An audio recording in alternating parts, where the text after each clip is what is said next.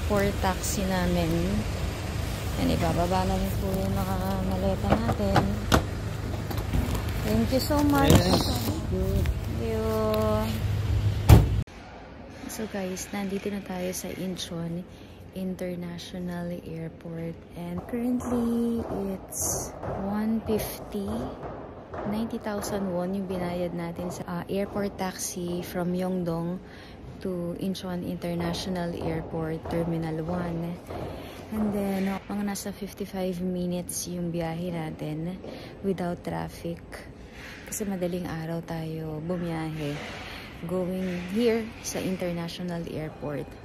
So, kasi kaya tayo nag-taxi is walang biyahe ng tren or bus ng madaling araw or even nga hating gabi going to the airport. So, nag-taxi tayo.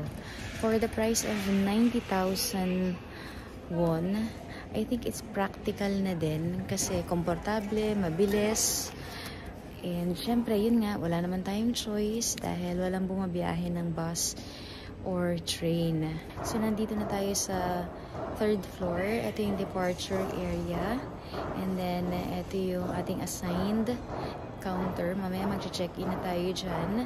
I mean, nag-check-in, nag-online check-in na ako sa Cebu Pacific and then magda-drop off na lang tayo dito sa counter M from 19 to 24 yung assigned counter natin. So, later na lang.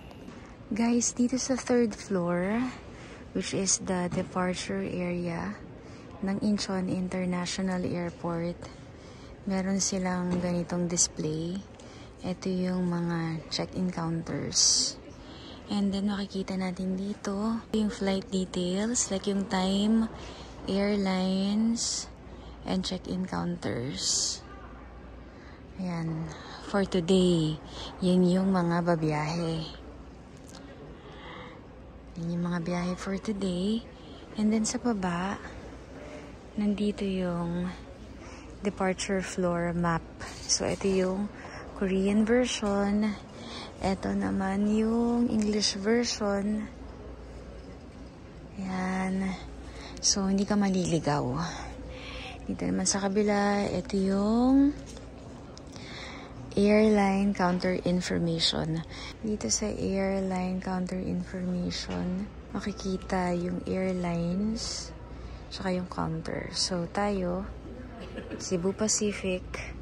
So, ayun yung counter natin. Letter M. Ayan. Laki. Medyo malaki itong Incheon International Airport.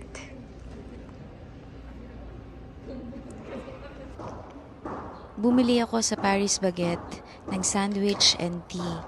So, currently, ngayon, 2 AM, ang open lang is Paris Baguette and then convenience store at saka yung Jamba Juice. So, dahil sobrang aga at medyo nalipasan kami ng antok, so kumain muna kami while waiting na mag-open yung counter letter M.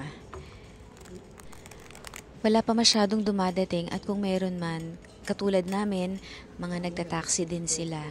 So, ayan ngayon dahil sobrang aga, matutulog muna si Mamang habang ako naman mag-aantay lang dito ng time.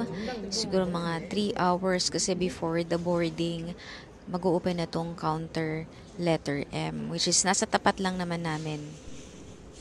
Pwedeng mag-online check-in in any of these 5 machines na nasa harap natin ngayon.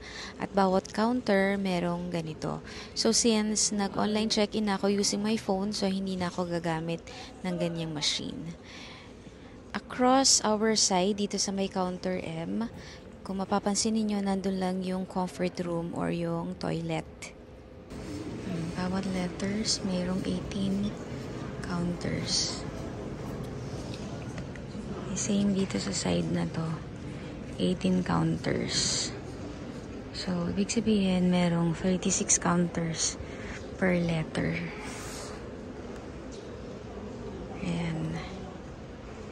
24 hours open yung mga ATM nila dito. Like ito, meron 3 ATM machines. Ito naman, may oversized baggage check-in. Pero syempre, at this time, closed pa siya. Katabi niya yung CR. Ito naman, nandito yung mga gates. Then, kung mapapansin niyo, for every letters, wala din may mga ATM machines. Ayan, ganyan ka. Daling makakita ng mga ATM machines dito. Madami talaga.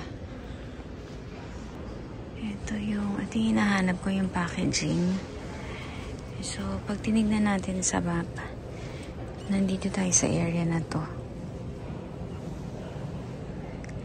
Sa letter L, number 5. Tapos, yung packaging daw is nandun. For sure, sarado pa. Tingnan natin kung makakapag-wrap tayo ng baggage. Pero kung hindi pa to open before 8 AM, so hindi na lang ako magpapa-wrap ng baggage.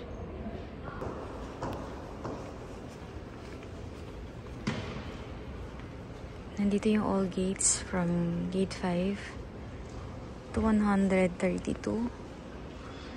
And that is next to letter L. So, yun yung palatandaan natin, yung letter L.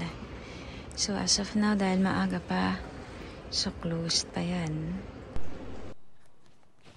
Pagpasok sa all gates, ang una nyong madadatnan ay yung security. And then, followed by immigration. Then, after ng immigration, lakad lang ng konti. And then, bababa kayo ng escalator. At kailangan yung sumakay ng train. One ride lang naman yung train. And then, pagbaba ng train, nandun na yung mga designated gates. So, hahanapin nyo na lang yung mga gates nyo doon. Nasa 100 plus yung gates, pero sobrang daling hanapin kasi napakadali namang sundin ng mga arrow nila. Yung mga signage nila, kumaga nakapwesto naman sa mga lugar na hindi kayo malilito or hahanapin pa ng mata ninyo kung nasaan ba yung itinuturo ng mga arrow. So, dito naman sa area na to, mayroong baggage repack. Ayan. At yung baggage repack area na yan, hindi yan nag-iisa dito sa 3rd floor departure area. Meron din sa kabilang side, hanggang doon makarating sa letter A, actually ay merong mga baggage repack area. Kung saan po pwede nyo buksan yung mga maleta ninyo at iayos yung mga laman para, syempre, alam nyo na, iwas na din sa mga ma-over baggage kayo para mas ma-arrange ninyo, maipag-divide ninyo, mabalansin ninyo yung laman nun. And dito rin sa 3rd floor, ayan, marami din mga picture ng layout nitong departure area. Hindi lang isa at hindi lang basta doon lang matatagpuan sa information. So, ayan, merong mga trash can din dyan.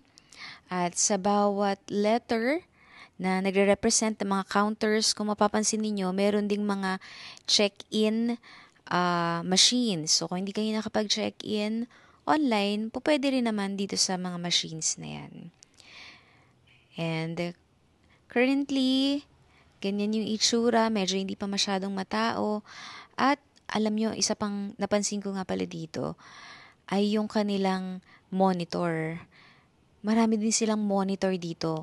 So kahit saan kayo mapadpad na letter, hindi nyo kailangan pumunta sa ibang letter or sa ibang counter kasi meron silang mga monitors provided para sa mga flight. At hindi lang yan. Pati itong mga smart banking zone. Ang dami talaga. Ito ding information, ito yung information counter na pinakamalaki dito sa area na to. Kanina nakakita na ako ng isa, pero maliit lang. And then, etong iconic number 6, dyan naman yung area ng elevator. Yung mga elevator na yan, merong mga 6 yan. 6 elevators going down. And then, ito, meron na namang monitor sa left side natin. And talagang kapansin-pansin, very organized talaga, clean, may mga basurahan dyan, and hindi ko na kayo dadalhin, hindi na tayo maglalakad hanggang doon sa letter A kasi basically ganito yung layout hanggang doon makarating sa letter A. Ayan. So I hope nagkaroon kayo ng idea kung ano yung itsura ng Incheon International Airport Terminal. So I hope guys nabigyan ko kayo ng idea through this video kung ano ang itsura ng third floor departure area ng Incheon International Airport Terminal 1. Thank you for watching. Bye!